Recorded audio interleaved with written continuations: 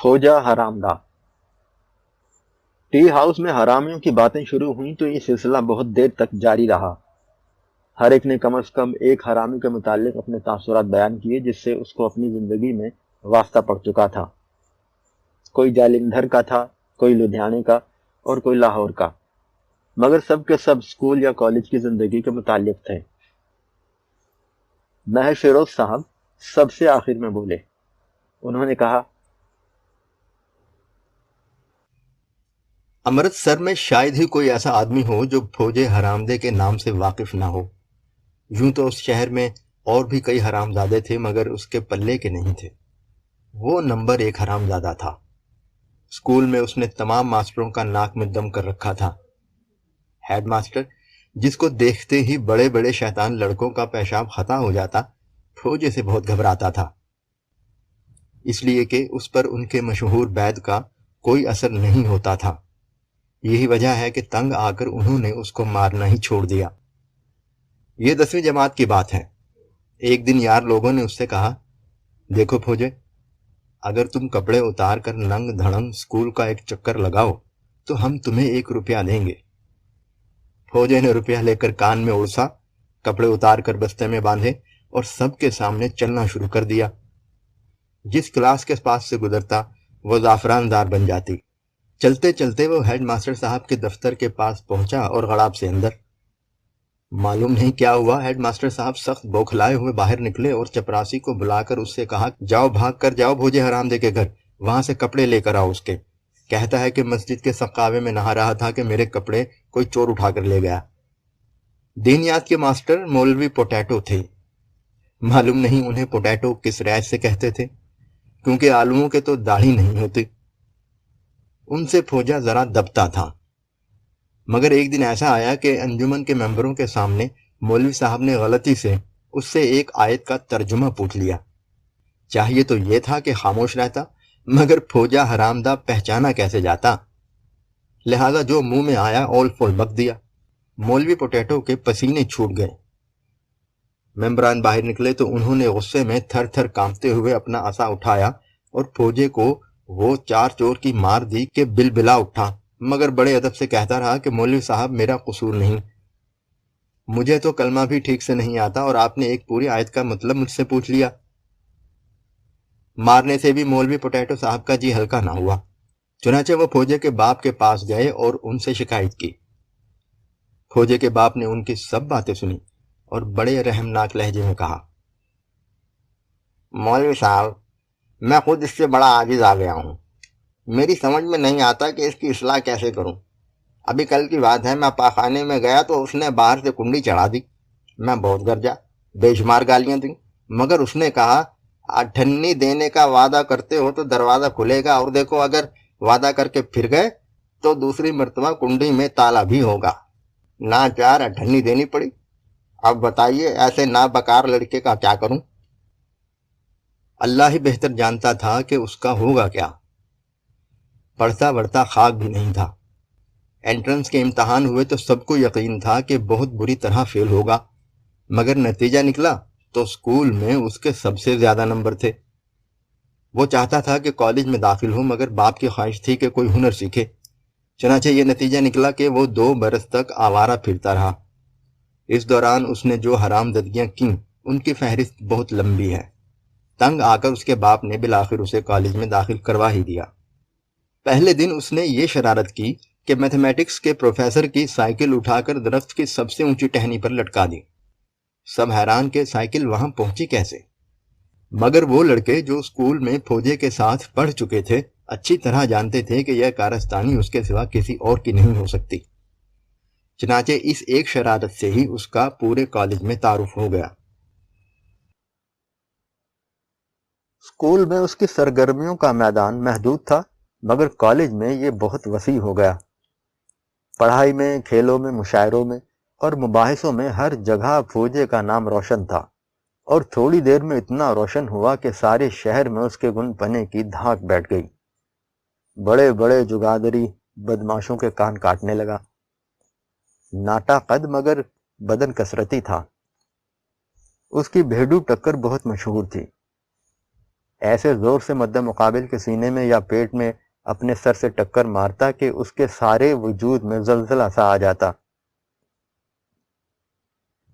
F A کے دوسرے سال میں اس نے تفریحاً پرنسپل کی نئی موٹر کے پیٹرول ٹینک میں 4 آنے کی شکر ڈال دی، جس نے کاربن بن کر سارے انجن کو غارت کر دیا۔ پرنسپل کو کسی نہ کسی طریقے سے معلوم ہو گیا کہ یہ خطرناک شرارت فوجی کی ہے، مگر حیرت ہے کہ انہوں نے اس کو معاف کر دیا۔ بعد میں معلوم ہوا کہ فوجی کو ان کے بہت سے راز معلوم تھے۔ ویسے وہ قسمیں کھاتا کہ اس نے ان کو دھمکی وغیرہ بالکل نہیں دی تھی کہ انہوں نے سزا دی تو وہ انہیں فاش کر دے گا۔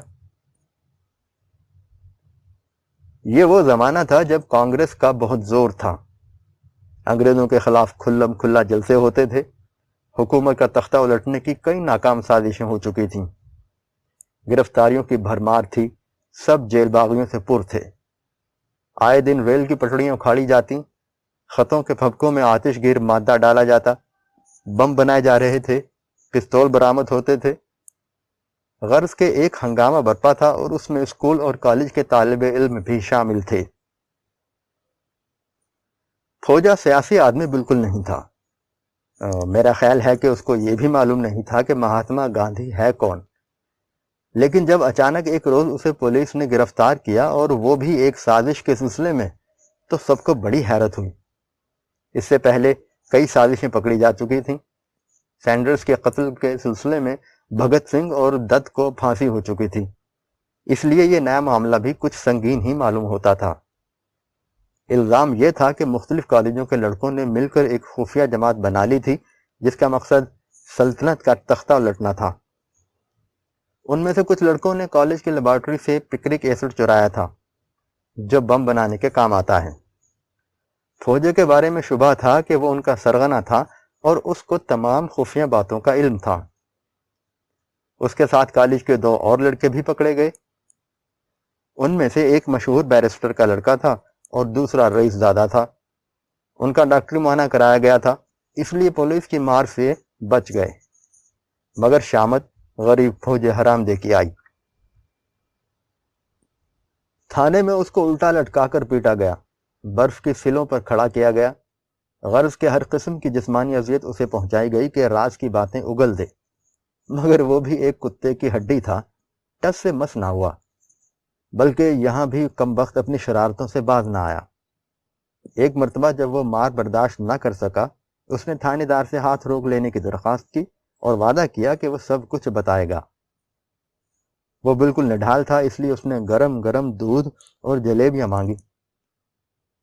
طبیعت قدرے بحال ہوئی تو تھانے دار نے کاغذ قلم سنبھالا اور اس سے کہا، لو بھائی بتاؤ۔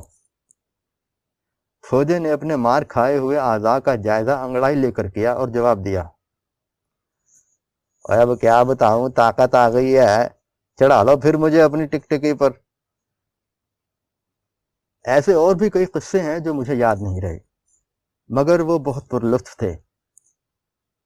ملک حفیظ ہمارا ایک ہم جماعت تھا، اس کی زبان سے آپ سنتے تو اور ہی مزہ آتا۔ ایک دن پولیس کے 2 سپاہی فوجی کو عدالت میں پیش کرنے کے لیے لے جا رہے تھے۔ ضلع کچہری میں اس کی نظر ملک حفیظ پر پڑی، جو معلوم نہیں کس کام سے وہاں آیا تھا۔ اس کو دیکھتے ہی وہ پکارا، السلام علیکم ملک صاحب۔ ملک صاحب چونکے، فوجا ہتھ کھڑیوں میں ان کے سامنے کھڑا مسکرا رہا تھا۔ ملک صاحب بہت اداس ہو گیا ہوں، جی چاہتا ہے آپ بھی آ جائیں میرے پاس، بس میرا نام لے دینا کافی ہے۔ ملک حفیظ نے جب یہ سنا تو اس کی روح قبض ہو گئی۔ فوجی نے اس کو ڈھارس دی، گھبراؤ نہیں، اب ملک گھبراؤ نہیں، اور میں تو مذاق کر رہا ہوں، ویسے میرے لائق کوئی خدمت ہو تو بتاؤ۔ اب آپ ہی بتائیے کہ وہ کس لائق تھا۔ ملک حفیظ گھبرا رہا تھا، کنی کترا کے بھاگنے ہی والا تھا کہ فوجی نے کہا، اب بھائی اور تو ہم سے کچھ نہیں ہو سکتا، کہو تو تمہارے بدبودار کنویں کی گار نکلوا دیں۔ ملک حفیظ ہی آپ کو بتا سکتا ہے کہ فوجی کو اس کنویں سے کتنی نفرت تھی۔ اس کے پانی سے ایسی بساند آتی تھی جیسے مرے ہوئے چوہے سے، معلوم نہیں لوگ اسے صاف کیوں نہیں کراتے تھے۔ ایک ہفتے کے بعد جیسا کہ ملک حفیظ کا بیان ہے کہ وہ باہر نہانے نکلا تو کیا دیکھتا ہے کہ 2-3 ٹوبے کنویں کی گندگی نکالنے میں مصروف ہیں۔ بہت حیران ہوا کہ ماجرا کیا ہے۔ انہیں بلایا کس نے؟ پڑوسیوں کا یہ خیال تھا کہ بڑے ملک صاحب کو بیٹھے بیٹھائے شاید خیال آ گیا کہ چلو کنویں کی صفائی ہو جائے گی، یہ لوگ بھی کیا یاد رکھیں گے۔ لیکن جب انہیں معلوم ہوا کہ چھوٹے ملک کو اس بارے میں کچھ معلوم ہی نہیں اور یہ کہ بڑے تو شکار پر گئے ہوئے ہیں، تو انہیں حیرت ہوئی۔ پولیس کے بے وردی سپاہی دیکھے تو معلوم ہوا کہ فوج حرامدے کی نشاندہی پر وہ کنویں میں سے بم نکال رہے ہیں۔ بہت دیر تک گندگی نکلتی رہی، پانی صاف شفاف ہو گیا، مگر بم کیا، ایک چھوٹا سا پٹاخہ بھی برآمد نہ ہوا۔ پولیس بہت بھنائی، چنانچہ بھوجے سے باز پرس شروع ہوئی۔ اس نے مسکرا کر تھانے دار سے کہا، اب بولے بادشاہ، اوے ہمیں تو اپنے یار کا کنواں صاف کرانا تھا، سو کرا لیا۔ بڑی معصوم سی شرارت تھی، مگر پولیس نے اسے وہ مارا کہ مار مار کر ادھواں کر دیا۔ اور ایک دن یہ خبر آئی کہ فوجا سلطانی گواہ بن گیا ہے، اس نے وعدہ کر لیا ہے کہ سب کچھ بک دے گا۔ کہتے ہیں اس پر بڑی لان تان ہوئی۔ اس کے دوست ملک حفیظ نے بھی، جو حکومت سے بہت ڈرتا تھا، اس کو بہت گالیاں دیں کہ حرامزادہ ڈر کے غدار بن گیا ہے۔ معلوم نہیں اب کس کس کو پھنسائے گا۔ بات اصل میں یہ تھی کہ وہ مار کھا کھا کر تھک گیا تھا۔ جیل میں اس سے کسی کو ملنے نہیں دیا جاتا تھا، مرغن غذائیں کھانے کو دی جاتی مگر سونے نہیں دیا جاتا تھا۔ کمبخت کو نیند بہت پیاری تھی، اس لیے تنگ آ کر اس نے سچے دل سے وعدہ کر لیا کہ بم بنانے کی سازش کے جملہ حالات بتائے گا۔ یوں تو وہ جیل ہی میں تھا، مگر اب اس پر کوئی سختی نہیں تھی۔ کئی دن اس نے آرام کیا کہ اس کے بند ڈھیلے ہو چکے تھے۔ اچھی خوراک ملی، بدن پر مالشیں ہوئیں تو وہ بیان لکھوانے کے قابل ہو گیا۔ صبح لسی کے 2 گلاس پی کر وہ اپنی داستان شروع کر دیتا۔ تھوڑی دیر کے بعد ناشتہ آتا، اس سے فارغ ہو کر 15-20 منٹ آرام کرتا اور کڑی سے کڑی ملا کر اپنا بیان جاری رکھتا۔ آپ محمد حسین اسٹینوگرافر سے پوچھئے جس نے اس کا بیان ٹائپ کیا تھا۔ اس کا کہنا ہے کہ فوج حرامدے نے پورا 1 مہینہ لیا اور وہ سارا جال کھول کے رکھ دیا جو سازشیوں نے ملک کے اس کونے سے لے کر اس کونے تک بچھایا تھا یا بچھانے کا ارادہ رکھتے تھے۔ اس نے سینکڑوں آدمیوں کے نام لیے، ایسی ہزاروں جگہوں کا پتہ بتایا جہاں سازشی لوگ چھپ کر ملتے تھے اور حکومت کا تختہ الٹنے کی ترکیبیں سوچتے تھے۔ یہ بیان محمد حسین اسٹینوگرافر کہتا ہے کہ فل اسکیپ کے 250 صفحوں پر پھیلا ہوا تھا۔ جب یہ ختم ہوا تھا تو پولیس نے اسے سامنے رکھ کر پلان تیار کیا۔ فوراً نئی گرفتاریاں عمل میں آئیں اور ایک بار پھر فوجے کی ماں بہن ایک کی جانے لگی۔ اخباروں نے بھی دبی زبان میں فوجے کے خلاف کافی زہر اگلا۔ اکثر حکام کے خلاف تھیں، اس لیے ان کی غداری کی ہر جگہ مذمت ہوئی۔ وہ جیل میں تھا جہاں اس کی خوب خاطر تواضع ہو رہی تھی۔ بڑی ترے والی کلف لگی پگڑی سر پر باندھے، 2 گھوڑے بوسکی کی قمیض اور 40,000 لٹھے کی گھیرے دار شلوار پہنے وہ جیل میں یوں ٹہلتا جیسے کوئی افسر معائنہ کر رہا ہے۔ جب ساری گرفتاریاں عمل میں آ گئیں اور پولیس نے اپنی کارروائی مکمل کر لی تو سازش کا یہ معرکہ انگیز کیس عدالت میں پیش ہوا۔ لوگوں کی بھیڑ جمع ہو گئی۔ پولیس کی حفاظت میں جب بھوجا نمودار ہوا تو غصے میں بھرے ہوئے نعرے بلند ہوئے، بھوجا حرامدہ مرد آباد، بھوجا غدار مرد آباد۔ ہجوم بہت مشتعل تھا، خطرہ تھا کہ فوجے پر نہ ٹوٹ پڑے، اس لیے پولیس کو لاٹھی چارج کرنا پڑا، جس کے باعث کئی آدمی زخمی ہوئے۔ عدالت میں مقدمہ پیش ہوا۔ فوجے سے جب یہ پوچھا گیا کہ وہ اس بیان کے متعلق کیا کہنا چاہتا ہے جو اس نے پولیس کو دیا تھا، تو اس نے لا علمی کا اظہار کیا۔ جناب، اور میں نے کوئی بیان نہیں دیا، وہ ان لوگوں نے ایک پلندہ تیار کیا کاغذوں کا جس پر میرے دستخط کروا لیے۔ یہ سن کر انسپکٹر پولیس کی بقول فوجے کے بھنبیری پھول گئی، اور جب یہ خبر اخباروں میں چھپی تو سب چکرا گئے کہ بھوجے حرامدے نے یہ کیا نیا چکر چلایا ہے۔ چکر نیا ہی تھا، کیونکہ عدالت میں اس نے ایک نیا بیان لکھوانا شروع کیا جو پہلے بیان سے بالکل مختلف تھا۔ یہ قریب 15 دن جاری رہا۔